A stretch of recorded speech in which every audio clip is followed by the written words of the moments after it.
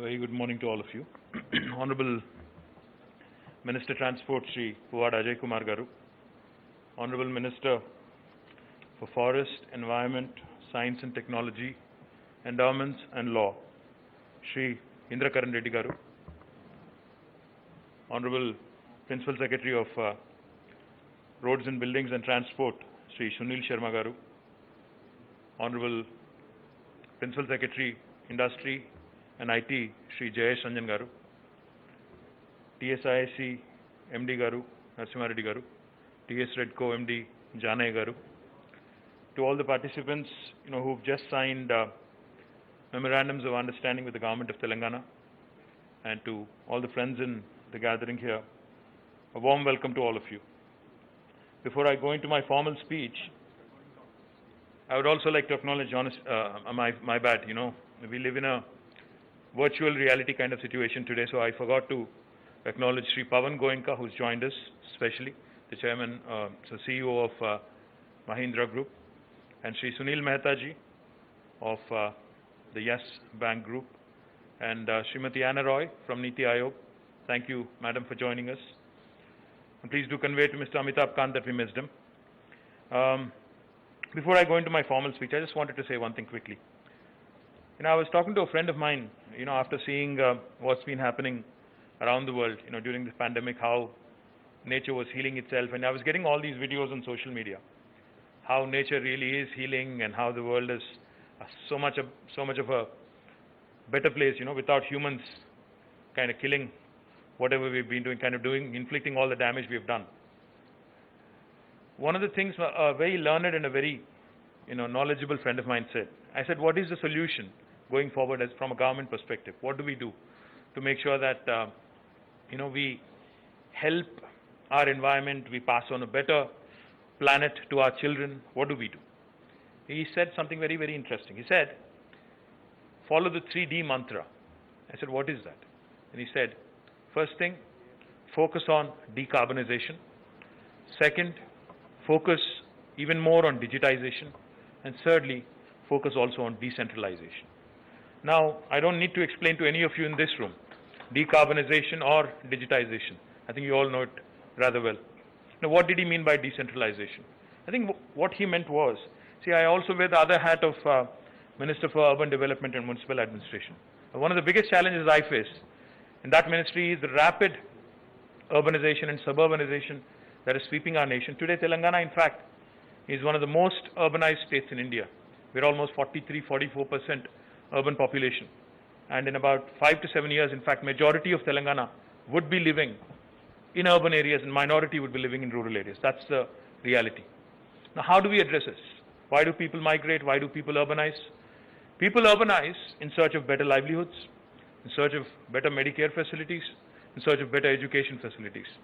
So what this learned friend of mine meant was decentralize. While we can't completely contain urbanization, at least we can hope for suburbanization in a structured, planned way.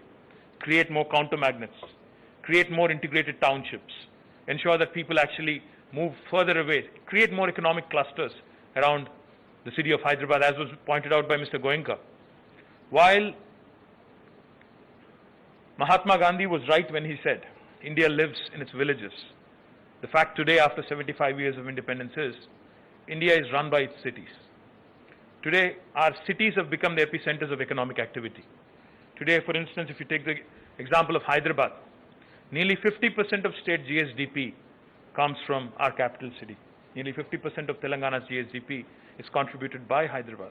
So therefore, it's extremely important to conserve, to preserve, and to ensure that the economic vitality our cities offer remains intact if we are to grow into a 5 trillion economy, as our Honorable Prime Minister keeps alluding to, or if we really have to get into the league of developed first world countries, as we all combinedly dream of every so often. Now, how do we achieve that? How do we go about doing it? Recently, there was floods in Hyderabad. We all know that.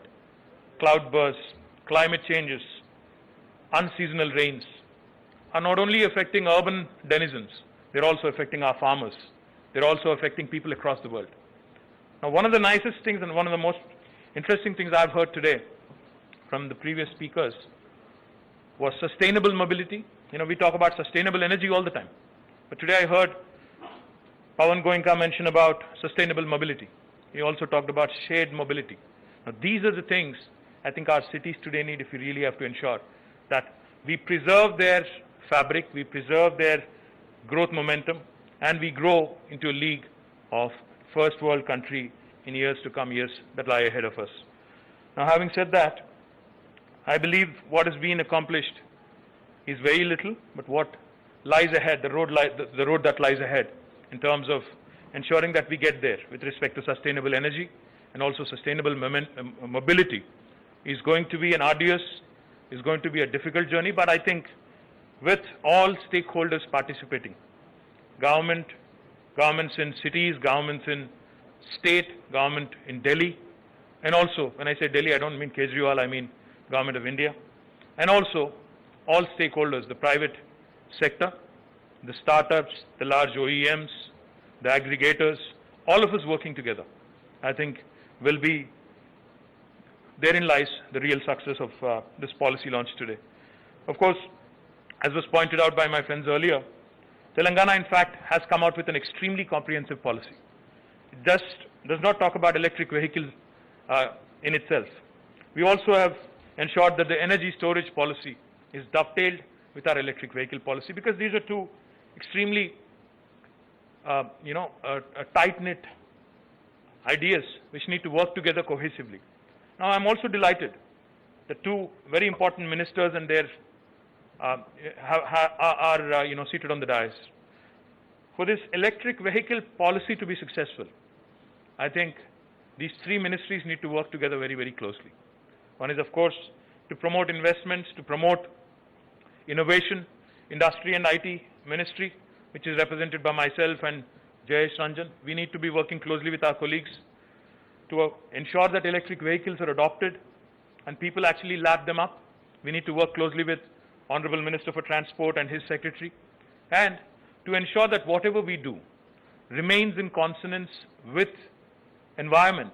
We need the support of Honorable Minister for Environment, Science and Technology. So the fact that Telangana government has not only thought this through in terms of policy, but also in terms of ensuring that the policy is enforced effectively, implemented effectively, we brought out all stakeholders, and this multi-stakeholder engagement, I believe, will lead to a very successful implementation of this policy that our state has come out with. As I pointed out, Hyderabad is today our capital city, and it is the epicenter of our economic activity. This city today, in fact, I urge not only Mr. Pawan Goenka and to every electric vehicle manufacturer in the city, our dream today, in fact, as we launch this policy, is to make great strides of progress in electric vehicle adoption and also make our city and our state the epicenter of electric vehicle manufacturing and adoption. Now, I offer the city of Hyderabad as a test case for all electric vehicle manufacturers to come and work with us. Come and work with our Hyderabad Metro Rail. Come and work with our MMTS. Come and work with our RTC and see how together we can explore better public transportation solutions, better shared mobility solutions with our aggregators, Uber, Ola, and many others out there. We could work together jointly to ensure that more and more people are taken away from their private vehicles, which are gas guzzlers today, to these wonderful vehicles which are environmental friendly. The state is already, in fact, one of the leaders in sustainable energy production.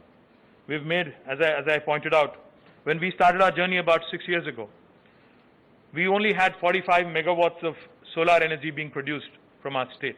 But today, I'm delighted to share with you that we are number 2 in the country with more than 4,100 megawatts of solar energy production in a very, very short span of time. That goes to show you the commitment of our Honorable Chief Minister, Shri K. Chandrasekhar Rao Garu, to renewable energy, to sustainable energy solutions. And we are looking to also, of course, ramp up all possible energy solutions, especially on the sustainable front.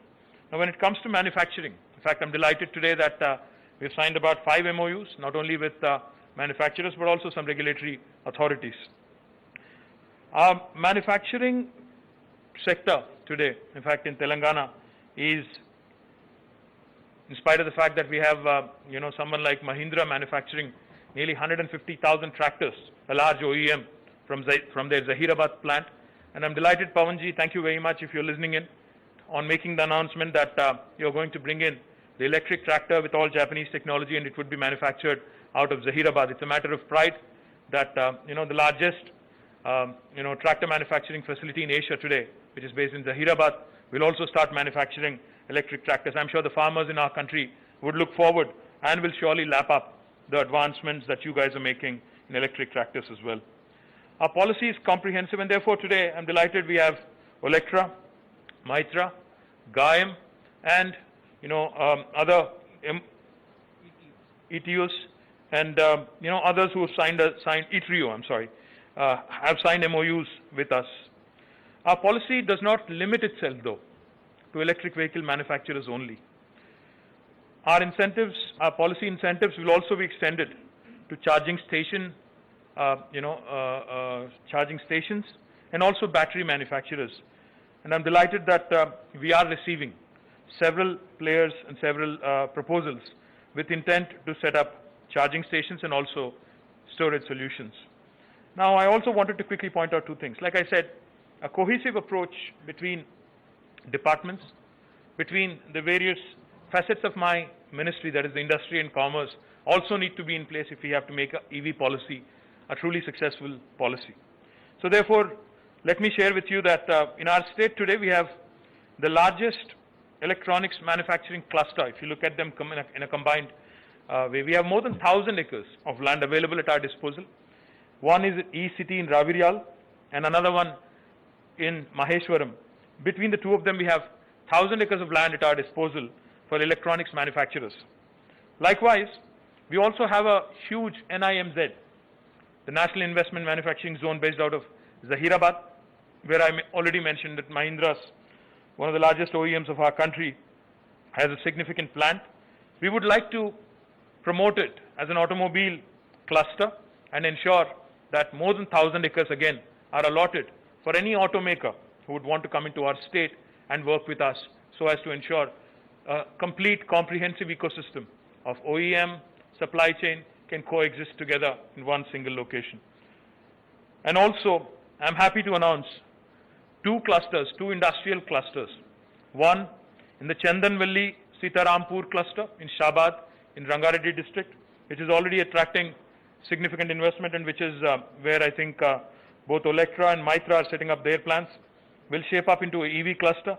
And also another very important cluster in Divitipalli in Mehboob will also be developed as another new energy park, new energy and new EV cluster. Likewise, we also plan, in fact, to develop a mobility cluster, which I will be announcing soon, possibly sometime next month. We have, again, a number of very interesting technology players and also auto manufacturers who are coming together for the first time in creating this mobility cluster. So this approach of having an automobile cluster, an electronics cluster, an EV cluster, and also a mobility cluster, I think would provide that comprehensive ground for anybody who's interested in electric vehicle space to make Telangana their hub and look nowhere else, no further, for their enterprise and entrepreneurial ideas when it comes to setting up base in India. We will continue, like I said, through TSI Pass and other very progressive initiatives under the dynamic leadership of our Honorable Chief Minister to continue to attract manufacturing and also continue to focus on expanding our research ecosystem through a collaborative effort with the private sector and also the wonderful academic institutions we have. Let me also remind you that Hyderabad, in fact, has a significant base of electronics companies in the form of ECIL, and I'm not talking now, I'm talking legacy. ECIL, BEL, in fact, HAL, and all of these companies, all of these large public sector undertakings, which are having a significant presence in Hyderabad, have shaped up the ecosystem. And there is a large, small and medium entrepreneurial ecosystem that already exists, which will again propel our drive and our ambition to be the leading EV and leading electrified state in the country, as a leader, in fact. And let me just give you some broad statistics. When the world economy and India's economy also, in fact, has not been doing very well for the last more than a few quarters. In fact, as you all may remember, even before Corona hit us, I think the last 8 quarters preceding, the pandemic, also we have seen slowdown across the country. But fortunately for us in Telangana, our annual GSDP growth rate has been consistent. We've been growing at a breakneck speed, and we've been growing at a much, much rapid pace than any other state in the country at 14.2% over the last 5 years. We are consistently ranked as among the top 3 states in the country on the ease of doing business rankings. We have slipped a slot this year, but we'll bounce back, I'm sure. And our TS iPass, which is a landmark single window clearance system, has been instrumental in bringing more than $28 billion of investment in the last 5 years. Telangana continues to remain number 2 as a city and state in IT software exports, but our growth rate has been substantially higher than the national growth rate. In fact, while the country has been growing at about 8%, we've been growing at about 18%, which goes to show you that our growth momentum has not slipped. We've also recently added many EV-related technology firms, such as ZF Automotive and Electronics, ZF Automotive, and electronics firms such as Oppo, Vivo, Skyworth, Intel, Micron. All of them today are having significant presence in our city. Our innovation ecosystem is second to none, with important players in important institutions such as RICH, the Research and Innovation Circle of Hyderabad, TASK, the Telangana Academy for Skill and Knowledge, soon to be coming up T-Works, and of course T-Hub, which is widely known. We intend to leverage our strengths in electronics, aerospace and defense, and information technology sectors, creating synergies, thereby developing as a center for research and innovation for all electric vehicles, battery technologies, and other emerging technologies such as autonomous and connected vehicles. We have taken a pragmatic approach in drafting this policy. We've consulted the industry. We've also discussed with various other public policy institutions, and I guarantee that if we meet the initial numbers, because there might be a concern that the numbers that we've showcased in this policy are on the lower side in terms of adoption. I promise you one thing, that if we meet the initial numbers, I shall go back to the Cabinet and plead with Honorable Chief Minister to further increase the numbers and extend incentives to as many people who adopt to these electric vehicles as possible. As I pointed out, I think the key departments, Transport Department, of course, plays a very important role in regulatory and adoption of EVs.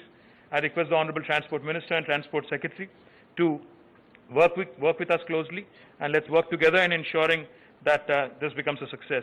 Energy Department also needs to take measures to make charging easily available. I'm glad that they are represented here by Mr. Janaya, who will ensure, but TS Redco will also set up a lot of charging stations. MA and UD, of course, which is also under my supervision, will ensure all regulatory approvals and setting up of necessary infrastructure with respect to our charging stations that we will be setting up in metro stations and elsewhere will also be, and parking lots also will be, factored and will be given whatever incentives are required to make it sustainable. We're also, as I pointed out, planning to establish public charging stations at airports, railway stations, metro stations, parking lots, bus depots, markets, fuel stations, malls, etc. And I request all charging station players to come forward and work with us. And we can work with, we're not exclusive to anyone. We will be open. We will work with, all the leading players in the industry in a very transparent fashion. And we look forward to working closely with you. We're already establishing 178 charging stations in Telangana. And the state already, as was pointed out by Honorable Transport Minister, has a fleet of buses plying through TSRTC. We're currently engaging with ARAI, with whom we've just signed an MOU, to collectively work towards promoting research and development for manufacturing of electric vehicle and energy storage systems. Because looking forward, as was pointed out by Anna Roy, India needs to find its own solutions. We cannot be aping the West. We cannot be aping any other country with respect to EVs, because our situation is very different. Our people are very different. Our approach to our roads, our approach to our urban planning, our approach to adoption of technology is very different when compared to other countries and other parts of the world. We believe that the EV adoption would increase more and more since the policy just rolled out today, as was pointed out again by my previous speakers. While Government of India may have launched out their idea, their efforts 3 years ago, I think it's very, very important for the states to join this to actually, gain momentum. And with Telangana now, coming out with its own policy, I believe the adoption would improve and increase at a rapid pace.